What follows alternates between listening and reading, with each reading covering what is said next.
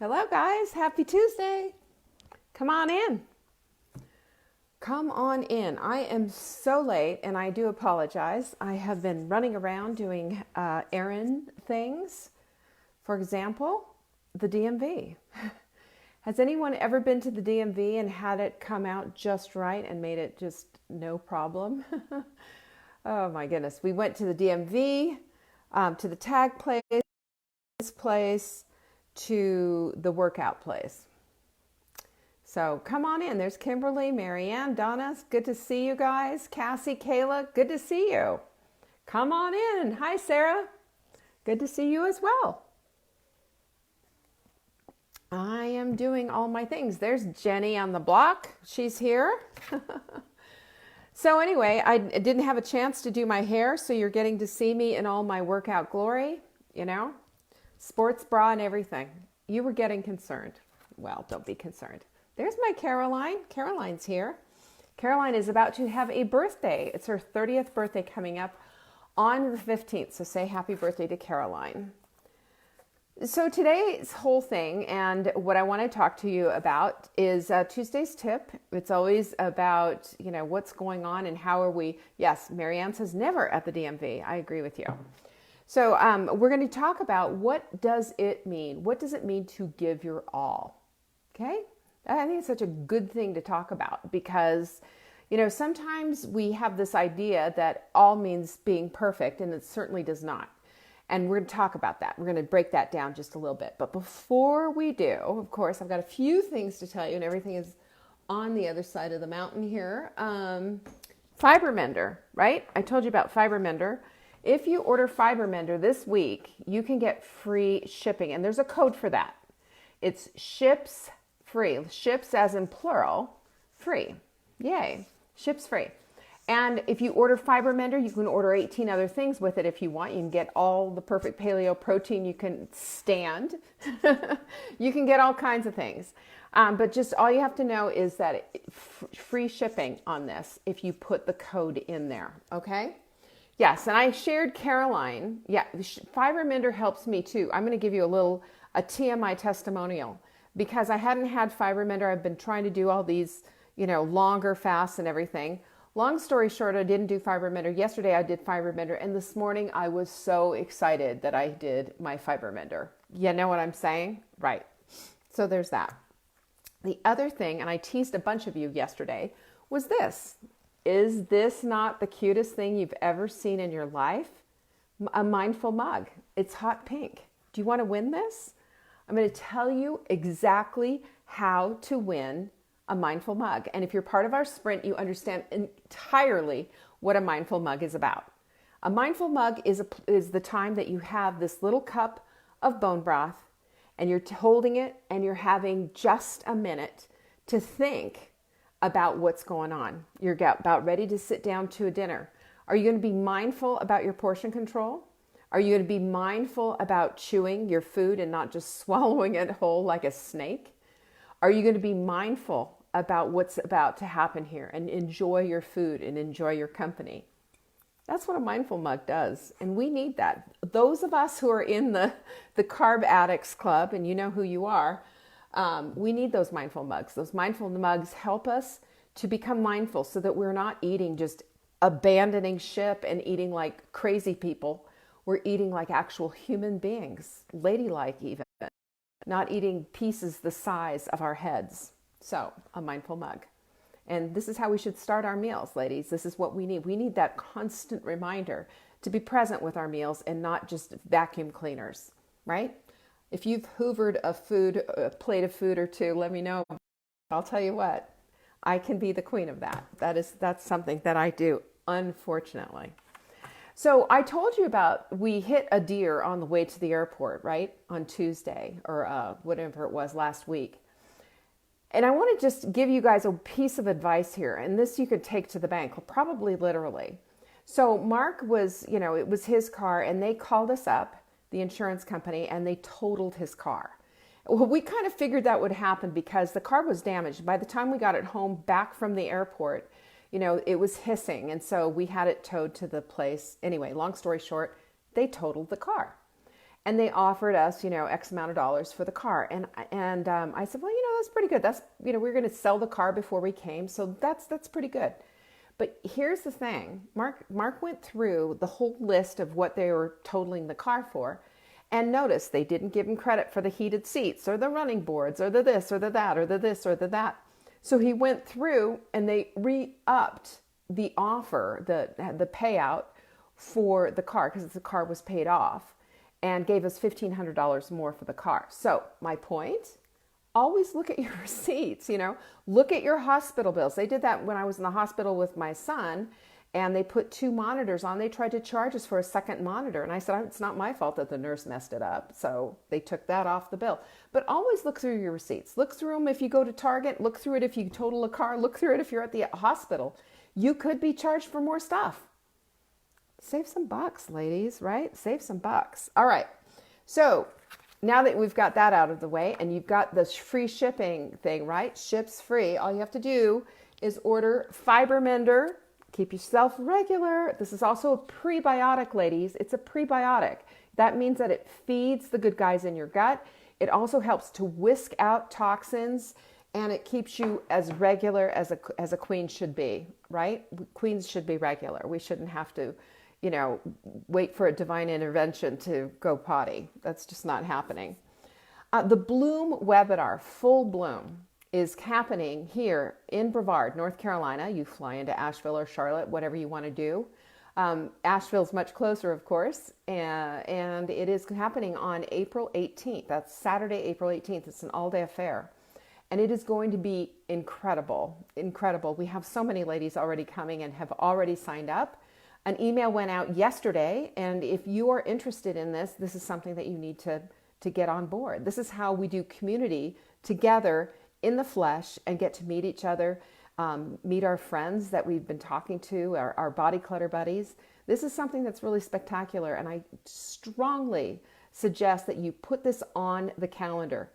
Brenda, it firms things up, girlfriend. I'm telling you, it firms things up. And we're not talking about the Full Bloom webinar there, or whatever, the Full Bloom thing. We're talking about Fiber Mender.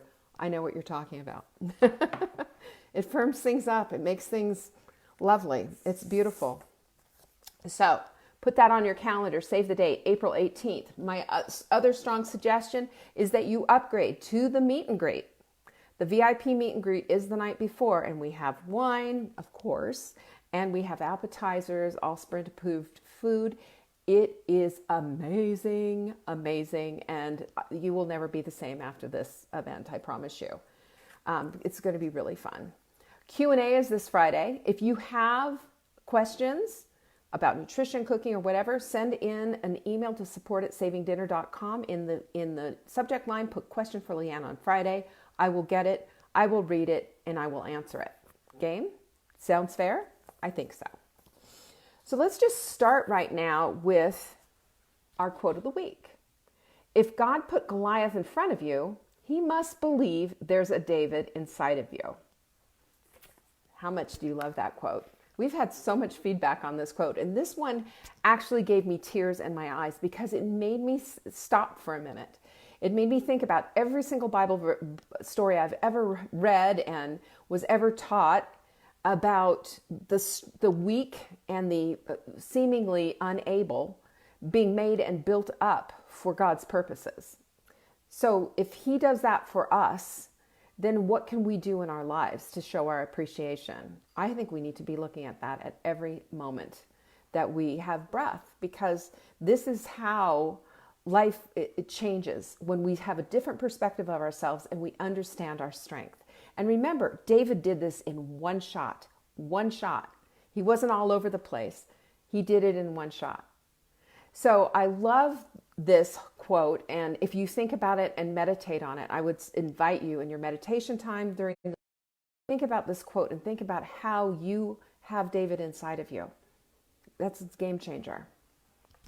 So today is Tuesday's tip, and you know how we are on Tuesdays. We talk about things that make a difference for us and things that create lives that we want to lead, because we're always about looking for, how can I create more vibrancy in my life? How can I participate more in my life? How can I live my life full out?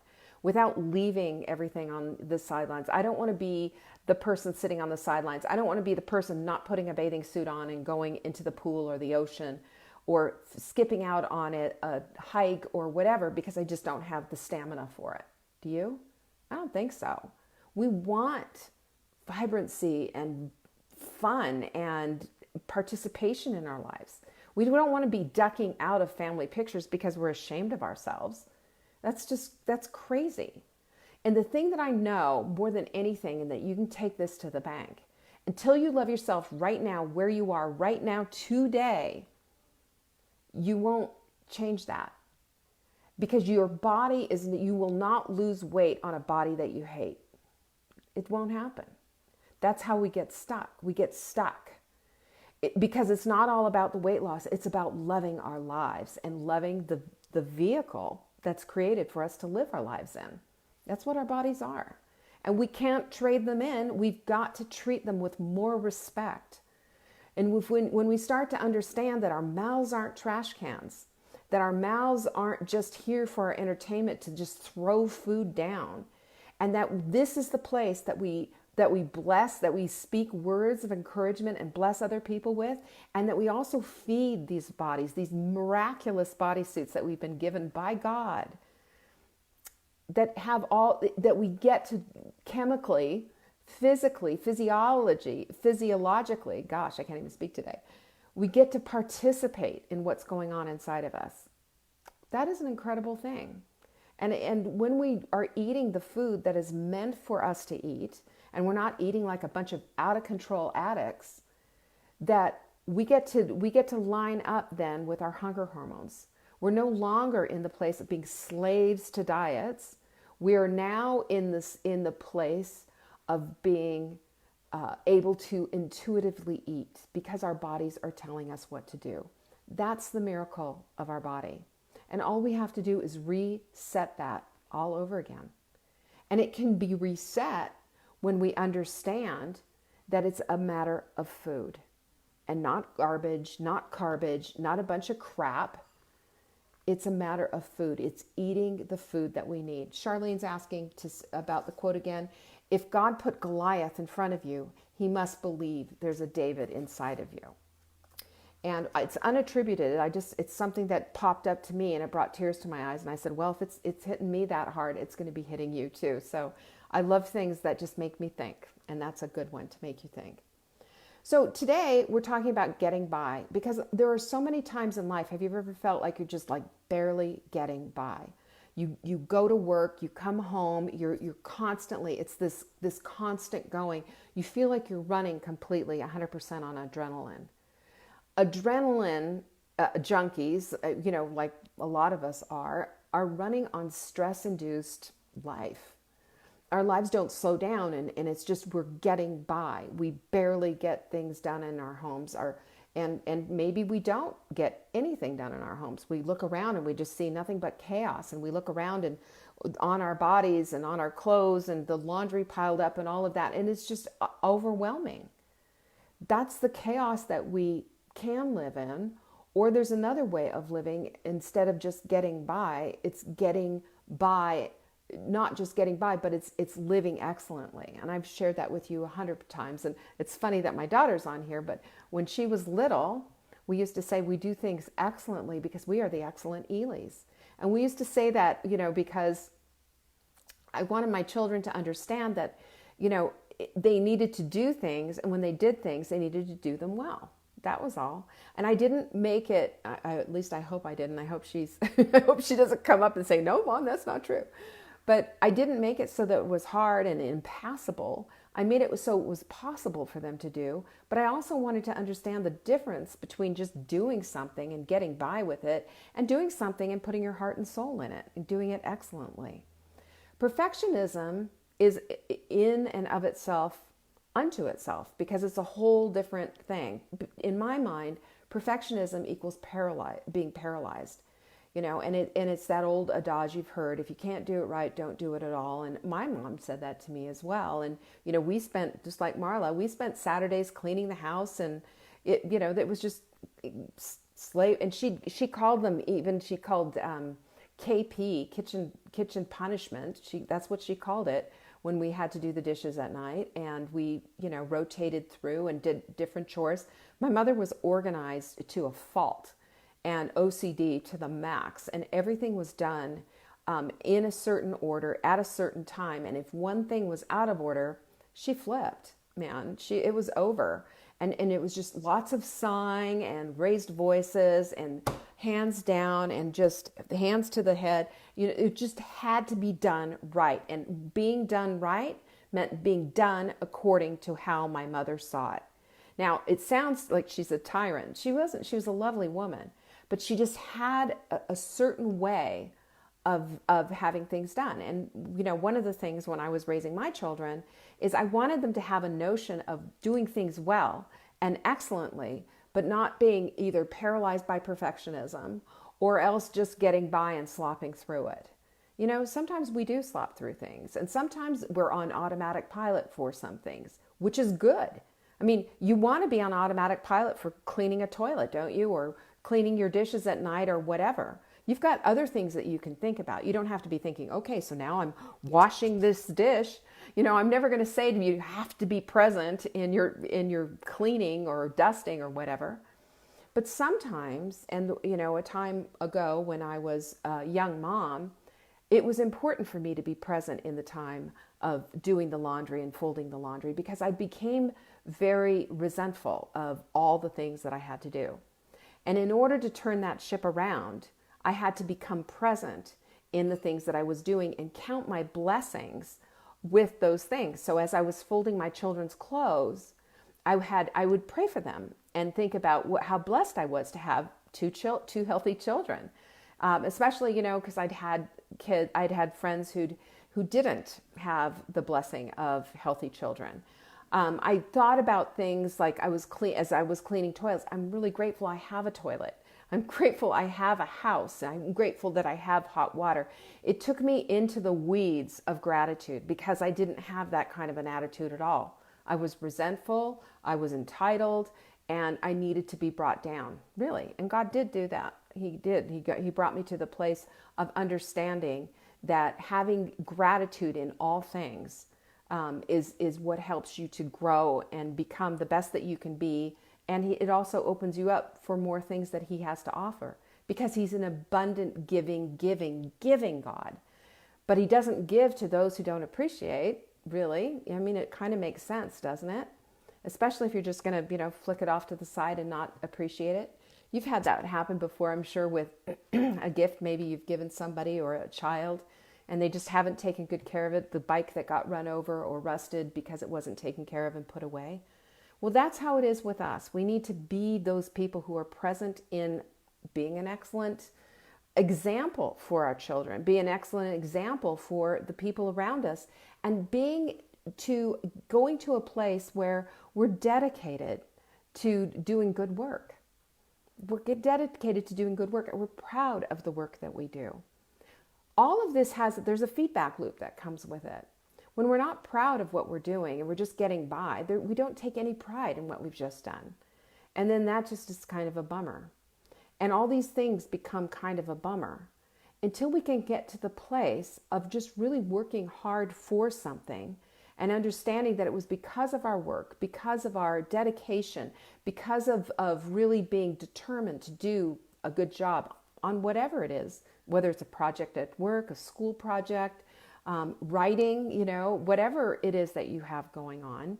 When you get that kind of dedication, there is a pride factor that goes with the work that you have accomplished.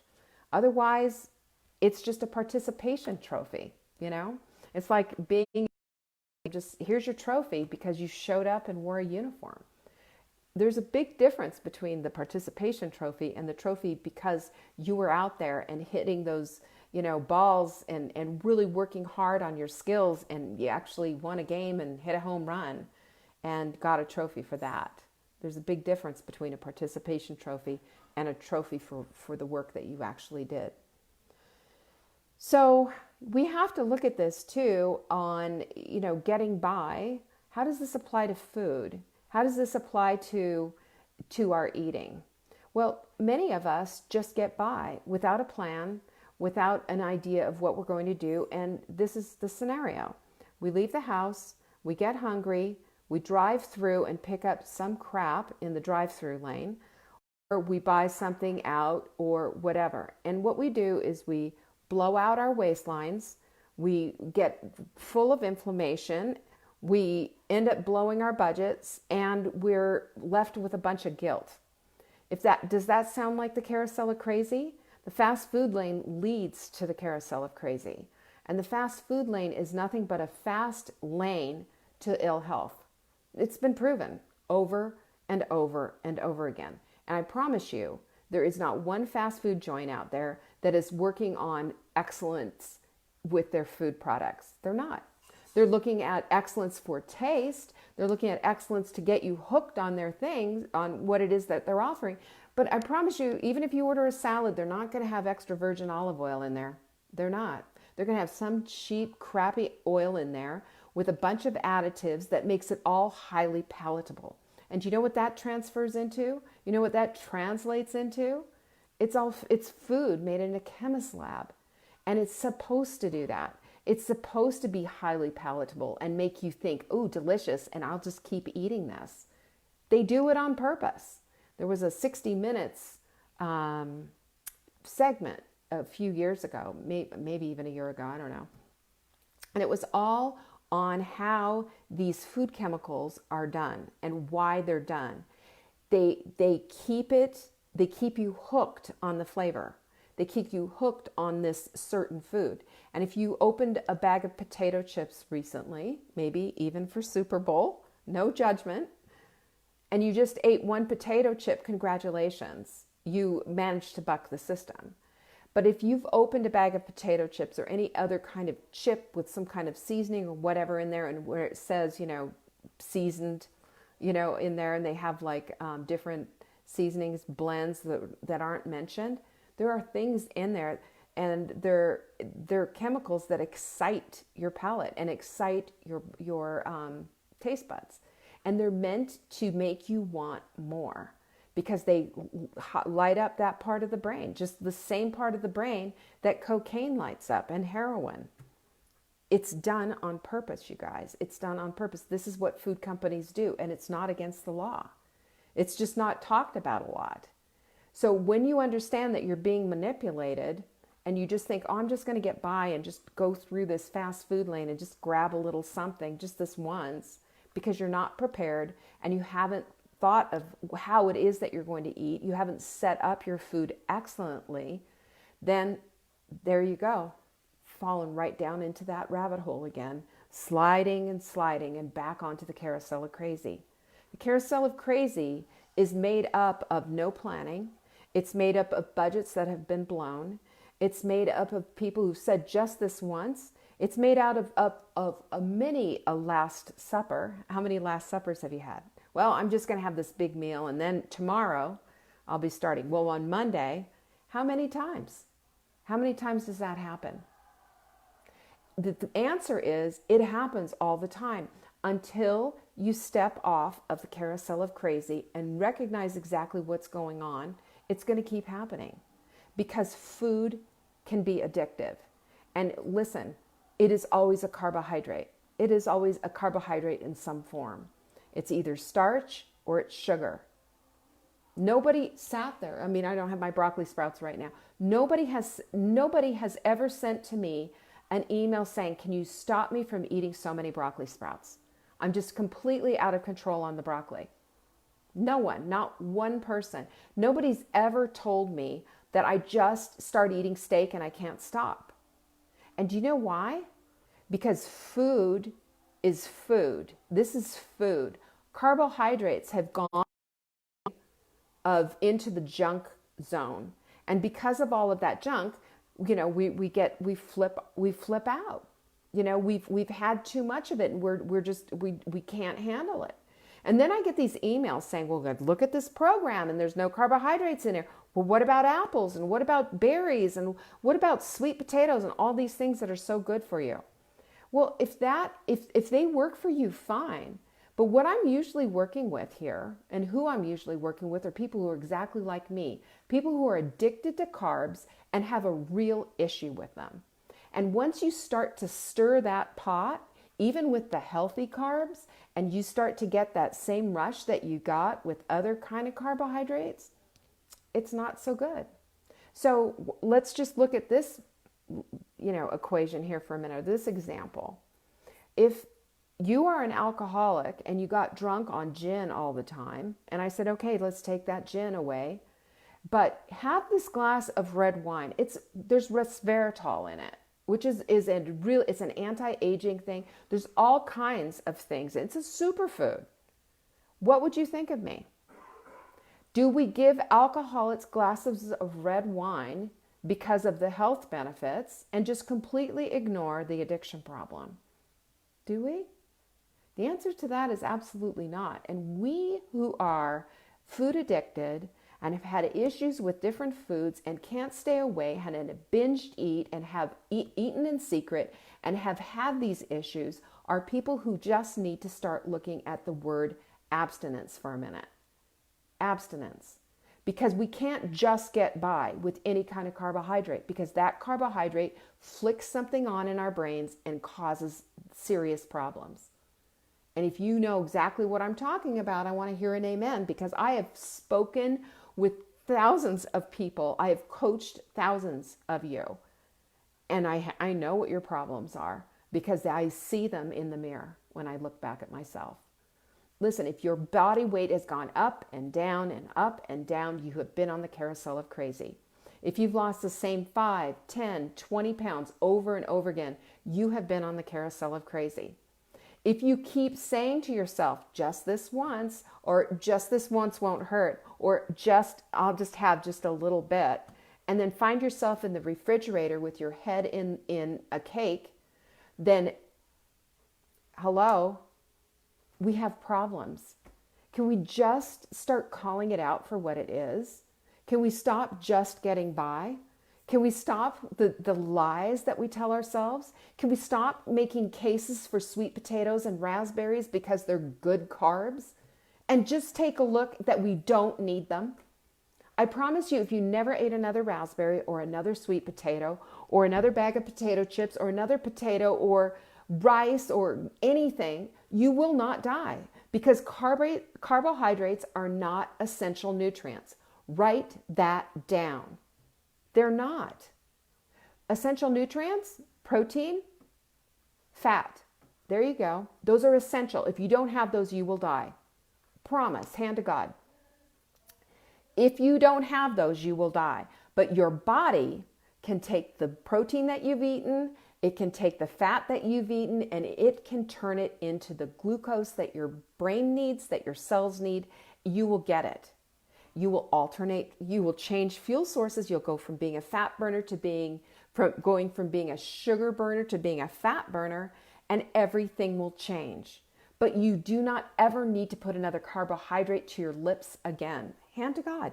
It's the truth. Now, is that right for everybody? No, ma'am. Is it right for you? That's your question to ask yourself.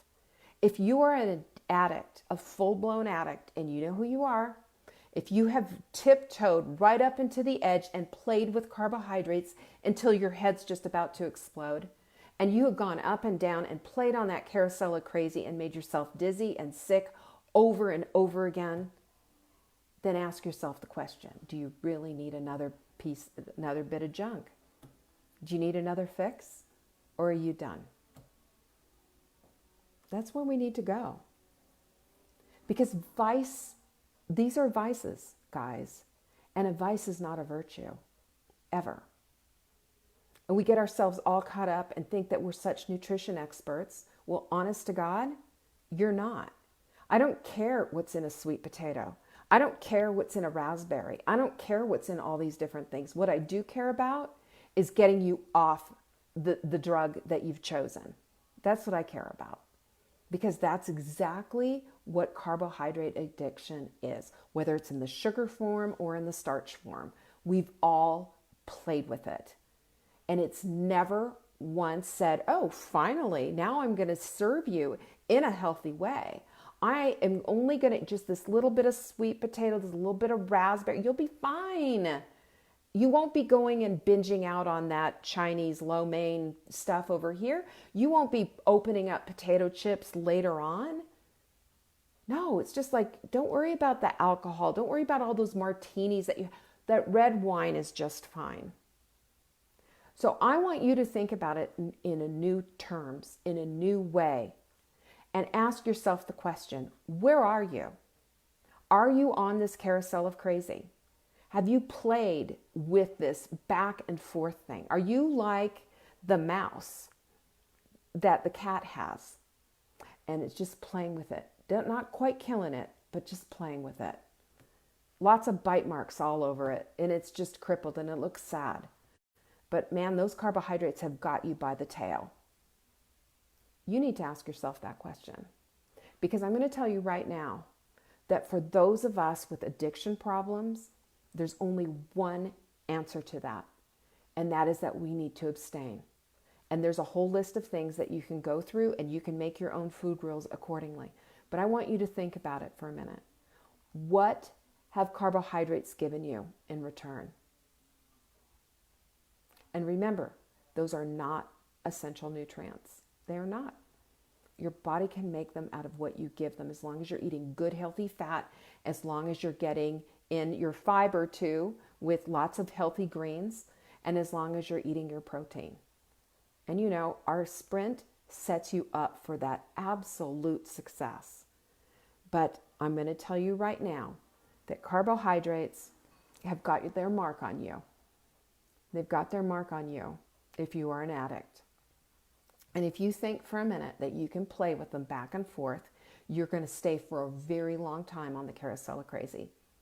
If you want to get off of it, if you want to unplug it, throw it down the hill, light it on fire, and never get on it again, then you're going to have to start thinking in terms of what a carbohydrate is and what it means in your life.